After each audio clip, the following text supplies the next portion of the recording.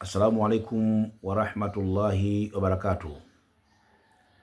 Alhamdulillahi rabbil alamin, wassalatu wassalamu ala rasulillahi sallallahu alaihi wasallam, amma ba'du. Baada ya kumshukuru Mwenyezi Mungu subhanahu wa ta'ala na kumtakia ziada za rehma bwana mtume Muhammadin sallallahu alaihi wasallam, ndugu zangu wapenzi watazamaji wetu wa Msimbo TV, tukiwa bado tunaendelea na mada zetu mbalimbali za adhkar na dua pamoja na vipindi mbalimbali vinavyohusu dini yetu ya Kiislamu. Kama ilivyoada kwamba chaneli yetu hii ipo kwa ajili ya adhkar pamoja na dua. Leo bimashiatillahi taala tunakwenda kuwaletea dua za aina 5. Ni kuombe mpenzi msikilizaji, mtazamaji, zifuatilie hizi dua 5 na nakuomba chukua moja baada nyingine, nenda katumie, kwa sababu zitakusaidia sana katika maisha yako. Ni dua ambazo zimethibiti kwa Mtume Muhammad sallallahu alaihi wasallam, bimaana kazifundisha yeye na yeye mwenyewe alikuwa anazitumia dua hizi 5. Dua hizi, ndugu yangu Muislamu, tunakwenda kulenga, kuna baadhi ya mambo takriban 3 mpaka 4 katika dua hizi. Ni nzuri sana na nitakusomea biidhnillahi taala, ili yule mwenye kutaka kuzichukua basi aweze kuzichukua, na yule ambaye atapenda azifanyie kazi awe anazitumia, basi kwake itakuwa ni bora sana. Ya kwanza ni dua ambayo inahusiana na masuala mazima ya riziki. Tuna riziki halali. Lakini pili, kwa mtu ambaye mara kwa mara huwa anaandamwa sana na uadui, anafanyiwa uadui sana, aidha umefanyiwa sihiri, umerogwa, ama umefanyiwa hasadi, ama umefanyiwa nini, ambayo ukiisoma hiyo basi ule ubaya, ule uadui, kama ni sihiri, muda huo vinarudi kwa yule ambaye aliyekufanyia hiyo hasadi au hiyo uchawi au ubaya. Hii nayo utakwenda, nitakuelekeza namna gani utaweza kuisoma, namna gani utaweza kuisoma biidhnillahi taala, na hiyo nitaifanya kama dua ya pili kutoka mwisho. Ziko 5 leo ambazo nimekuandalia hapa uweze kuzichukua na uweze kwenda kuzifanyia kazi. Twende tukaingia katika dua ya kwanza kabisa ambayo leo tunakwenda kuizungumza au kwenda kuielezea. Dua hii mara kwa mara alikuwa anaifanya na kuisoma Mtume Muhammad sallallahu alaihi wasallam, na hasa Mtume alikuwa anaisoma sana dua hii katika ule muda ambao Mtume anakwenda kuweka bapa lake la uso chini kusujudu. Alikuwa anasoma sana dua hii. Wewe vile vile unaweza ukaisoma hii ndani ya sijda ama ukaisoma hata nje ya sijda. Dua hii ni nzuri sana, inshallah ukawa unaifanya kama ni uradi wako. Sasa unaisoma dua hii asubuhi na unaisoma dua hii jioni, unaisoma dua hii asubuhi na unaisoma dua hii jioni. Twende nikusomea hii dua. Inasema: ya Razaq urzuqni rizqan wasi'a, ya Razaq urzuqni rizqan wasi'a, halalan tayyiban mubarakan fihi, kama tuhibbu kama anta tuhibbu ya rabbi watarda. Narudia tena dua hii, isikilize kwa makini sana. Lengo langu kwamba kama utapenda kuiandika basi iandike na uichukue. Inasema: ya Razaq urzuqni rizqan wasi'a, halalan tayyiban mubarakan fihi, kama anta tuhibbu ya rabbi watarda. Hii ni dua ya kwanza. Unasema: ya Razaq urzuqni rizqan wasi'a, ewe mwenye kuruzuku, ewe mwenye kuruzuku, niruzuku mimi riziki iliyokuwa pana, halalan tayyiban mubarakan fi, riziki ambayo ndani yake ni ya halali, riziki ambayo ndani yake na baraka, riziki ambayo haina chembe chembe za haramu. Na kuomba ya Rabbi niruzuku mimi riziki hiyo, kama anta tuhibbu watarda, kama anta tuhibbu ya Rabbi watarda, kama vile wewe Mwenyezi Mungu mwenyewe unapenda na kuridhia. Kwa hiyo hii ni dua yako ya kwanza, utakwenda kuisoma kwa mtindo huo. Utaomba Mwenyezi Mungu Subhanahu wa Ta'ala akuruzuku riziki iliyokuwa ya halali kabisa. Na hii unaweza ukaifanya asubuhi na unaweza ukaifanya jioni. Wallahi dua hii inayokuelekeza sasa hivi ni mujarrab. Dua hii ni mujarrab. Kama unaisoma, mfano umeingia msikitini ukaswali swala yako iwe ya sunna iwe ya faradhi, na pengine mfukoni huna kitu na mambo yako wakati huo ni mabaya, alafu ukaingia ukaisoma hii katika sijda, dua hii, ya razaqu urzuqni rizqan wasi'a halalan tayyiban mubarakan fihi kama anta tuhibbu ya rabbi wa tarda. Wallahi lazim, pengine unatoka au kabla hujatoka, basi Mwenyezi Mungu atakupa njia wewe kupata riziki. Ni dua mujarab sana sana sana. Kwa hiyo unaweza kaisoma ndani ya swala, ama unaweza kusoma dua hii nje ya swala. Hii ni ya kwanza inshallah, na imani utaichukua na utakwenda kuifanyia kazi. Hiyo ni ya kwanza. Ya pili ni hii hapa, hii Muislamu. Ya pili ni hii hapa, hii. Na zote hizi ni mujarab. Nikisema mujarab ni kitu ambacho kimefanywa kazi na matokeo yake yameonekana. Ni kitu ambacho kimefanywa kazi na matokeo yake yameonekana. Ya pili ni hii hapa, hii. Unasema Allahumma innaka ta'lam bihali minni bakatan alayya al-ardi bima ruhbatin farzuqni rizqan halalan tayyiban mubarakan fihi kama tuhibbu ya rabbi wa tarda. Hii ndio ya pili. Allahumma innaka ta'lam bihali minni. Hapo unamuomba Mwenyezi Mungu Subhanahu wa Ta'ala, unamwambia ya Rabbi, Mola wangu, hakika wewe unajua hali yangu mimi. Mungu, wewe ndo mwenye kufahamu hali yangu mimi. Bakatan alayya al-ardha bima ruhbatin, imekuwa dhiki kwangu mimi katika hii ardhi, pamoja na wasaa wake wote, lakini kwangu mimi imekuwa ni dhiki hii ardhi kwangu.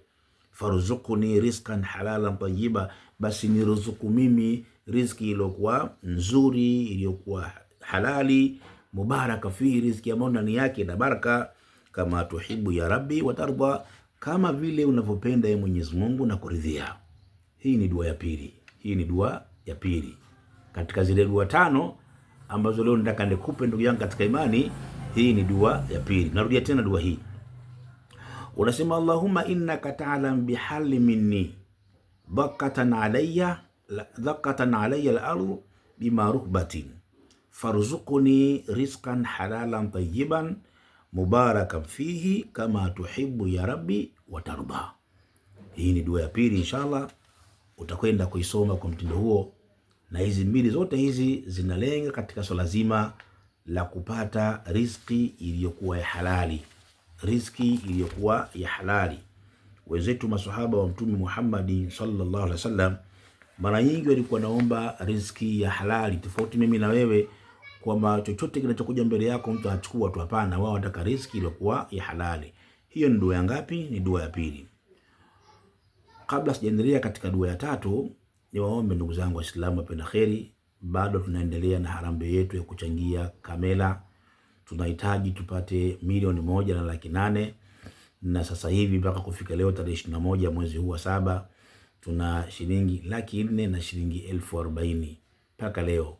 Kwa hiyo bado salio kubwa inahitajika inshallah. Niwaombe wapenda kheri popote mlipo, Waislamu hata wale ambao sio Waislamu wenye nia kuchangia katika hili, basi namba zetu unaziona hapo katika mkanda chini, unaona hapo. Airtel ni 0788 905151 na Tigo ni 0773 110001. Jina la kuja Ali Athmani. Fanya hivyo inshallah, Mwenyezi Mungu Subhanahu wa Ta'ala atakufungulia na wewe mambo yako, riziki zako. Lakini vile vile watu hawa huwa hatuwaachi hivi hivi, na wao tunawafanyia dua pindi wanapotoa. Lakini hata mwisho wa siku zoezi likamilika, basi watu hawa na dua yao maalum tutakwenda kuwafanyia biidhnillah Ta'ala. Na ndio maana tumeweka ada kwamba tumeweka daftari maalum la kuandika majina ya watu hawa, kwa sababu mwisho wa siku tutakwenda kuwafanyia dua yao iliyokuwa kubwa sana biidhnillah Ta'ala. Tuende katika dua ya tatu sasa. Hii ya tatu ni ile dua ambayo Mtume wetu Muhammad siku moja alijiwa na wageni.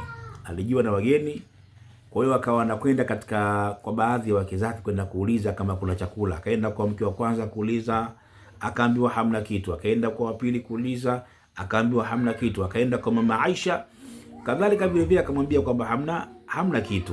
Basi Mtume Muhammad sasa akasoma dua hii. Akasoma Allahumma inni as'aluka min fadlika wa rahmatika fa innahu la yamlikuha illa anta. Allahumma inni as'aluka min fadlika wa rahmatika fa innahu la yamlikuha illa anta. Hii ni dua ambayo alisoma Bwana Mtume Muhammad sallallahu alaihi wasallam. Amefika nyumbani kwake, baada ya kufika amejiwa na wageni. Akaanza kwenda kwa mke wake wa kwanza kumuulizia kuhusu msosi, akamwambia hakuna. Akaenda kwa pili kuulizia, akamwambia hali munani haiko sawa sawa. Akaenda kwa mke wake mwingine mama Aisha, akamwambia vile hali sio nzuri. Basi Mtume akasoma dua hii, akasoma Allahumma inni as'aluka min fadlika, Mwenyezi Mungu, kwa hakika mimi nakuomba fadhila zako, wa rahmatika, na rehema zako, fa innahu la yamlikuha illa anta, kwani mimi sina kile ambacho ninachokimiliki isipokuwa kwako wewe. Baada ya kusoma dua hii muda si mrefu, Mtume akaja sahaba akamletea nyama ya mbuzi baada tu kumaliza kusoma dua hii. Hii vile vile ni dua kwa ajili ya swala zima la riziki, kwa ajili ya swala zima la riziki. Kwa maana mtu yote ambaye mwenye shida katika hali kama hiyo, mwenye shida katika mazingira kama hayo, basi anaweza kasoma dua hiyo biidhnillah taala. Na hiyo ni dua yetu nambari 3. Dua yetu nambari 4, tunakwenda kwa ajili ya uadui. Sasa kuna baadhi ya watu wanafanyiwa uadui, wanafanyiwa hasadi, wanafanyiwa chuki, na hata wengine wanafanyiwa uchawi. Mtu anarogwa, anateswa, mtu anaumizwa, mtu anafanyiwa vitu vibaya sana katika mazingira hayo. Kwa hiyo mtu mwenye kufanyiwa vitu kama hivyo, zile uadui unapozidi, fitna zinapozidi, mtu vitimbi vinapozidi, basi na wewe hapana budi kumlilia na kumuomba Mwenyezi Mungu Subhanahu wa Ta'ala kwa dua. Asa leo ninakuletea kisomo hapa unaweza ukafanya, na wallahi alazim ni kuapie ndugu yangu Muislam, dua hii kama utasoma, narudia, dua hii kama utasoma, basi kila aliyekufanyia ubaya, kama kuna mtu alikuroga, kama kuna mtu alikutupia kitu kibaya, kama kuna mtu kuna njama na kufanyia, basi wallahi alazim zile njama, zile uadui, kila kitu kitamrejea yeye mwenyewe. Nenda kafanya hii, utakwenda kuona maajabu yake, wallahi alazim nakwambia. Kama kuna mtu alikufanyia kitu kama hicho kibaya, kama kuna mtu alikufanyia kitu kibaya, aidha amekuroga, amekufanya si kitu gani sijui, kama utasoma hii, basi wallahi alazim ule ubaya aliofanya, vile njama alizofanya zitamrudia yeye mwenyewe biidhnillah taala, kwa uwezo wake Mwenyezi Mungu Subhanahu wa Ta'ala. Hii nakupa ndugu yangu Muislamu, nenda kajaribu na nenda kafanye, utakwenda kuona muujiza na utakwenda kuona maajabu yake. Cha kufanya unafanyaje? Unasoma surati Yasin, surati Yasin. Lakini kila unapoisoma surati Yasin, basi kuna aya moja watakiwa uirejee. Unaposoma surati Yasin kuna aya moja watakiwa unairejea. Kwa mfano, unasoma bismillahir rahmanir rahim Yasin.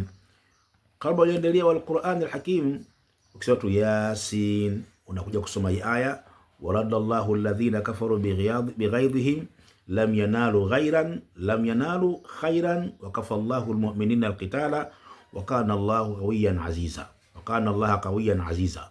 Unaisoma tena wal Qur'an al-Hakim, waradallahu alladhina kafaru bighaidhihim lam yanalu khairan wa kafallahu almu'minina alqitala wa kana Allah.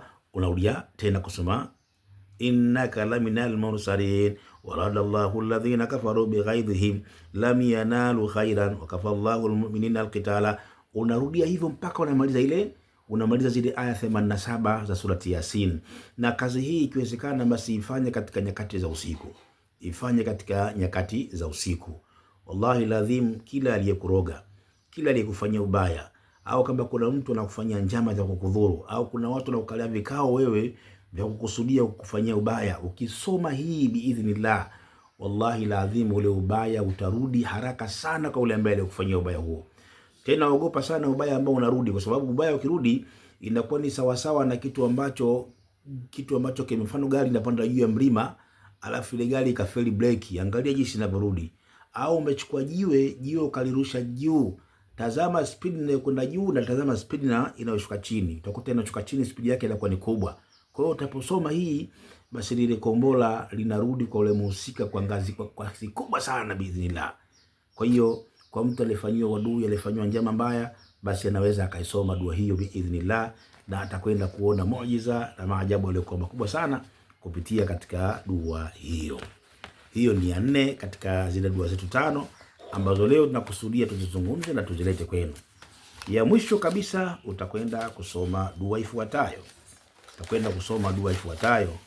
Ambayo wallahi lazim kama utadumu nayo ina mambo mazito, ina mambo makubwa, ina mambo ambayo Muislamu kama utafanya kama uradi wako, basi utakwenda kufanywa wepesi kwa kila jambo ambalo kwamba wewe walihitajia. Yani kama shida yako wewe ni kazi, itakufanywa wepesi katika kazi. Kama wewe ni mkulima, basi utafanywa wepesi katika kilimo chako. Kama ni mfanya biashara, utafanywa wepesi katika biashara yako. Kama ni mchuuzi, mbebaji mizigo, si kitu gani, kila kile ambacho unachokihitajia, basi Mwenyezi Mungu atakufanyia wepesi katika ile jambo ambalo kwamba wewe walihitajia. Yenyewe ni hii. Unasoma subhana daimul qaim, subhana alqaimu daim, subhana alhayyul qayyum, subhana almalik quddus rabbul malaikati waruhu, subhana alaliyul a'la, ya basit ya wasi'u. Hii hapa ya basit ya wasi'u utasoma mara 200. Ya basit ya wasi'u, ya basit ya wasi'u, ya basit ya basit ya wasi'u. Hapa unasoma mara 200 kwa majina haya Mwenyezi Mungu Subhanahu wa Ta'ala. Narudia tena. Unasoma subhana daimul qaim, subhana alqaimu daim, subhana alhayyul qayyum, subhana almalikul quddus rabbul malaikati waruh, subhana alaliyul a'la, ya basitu ya wasi'u. Hizi ya basitu ya wasi'u hapa unasoma mara 200 biidhnillahi ta'ala. Wassalamu alaikum warahmatullahi wabarakatuh.